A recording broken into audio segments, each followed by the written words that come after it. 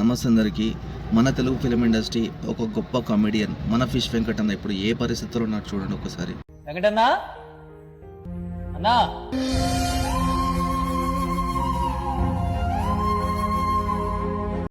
నేను ఎవరిని స్పెషల్గా అనట్లేదు, కానీ ఒక్కసారి మీరు అనుకుంటే ఆయన లైఫ్ బాగుపడుతుంది, ఆయన ఫ్యామిలీ బాగుపడుతుంది, ఆయన లేచి మళ్ళీ సినిమాలు చేసుకోగలుగుతారు.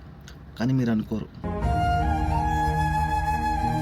అప్పుడు కూడా మీరే చేసి ఇప్పుడు కూడా మీరే చేయండి సార్. ఏం కాదు. ఫిష్ వెంకటన్న కామెడీ చేస్తే కోట్లు సంపాదించుకునే వాళ్ళు చాలామంది ఉన్నారు.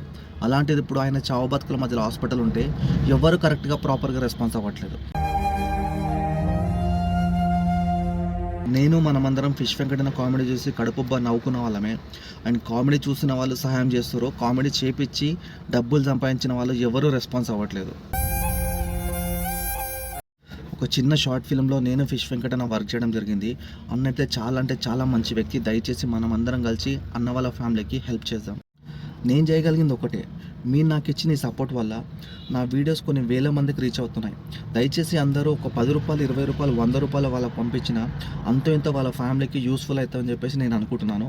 సో అమౌంట్ పంపించలేని వాళ్ళంటే దయచేసి ఈ వీడియోని మీ ఫ్రెండ్స్ అండ్ ఫ్యామిలీ మెంబర్కి షేర్ చేయండి అండ్ వాళ్ళ ఫ్యామిలీకి మనం సపోర్ట్గా ఉందాం. So thank you so much మీ అందరికీ. గెట్ వెల్ సోల్ ఫిష్ Venkatanna. Thank you so much.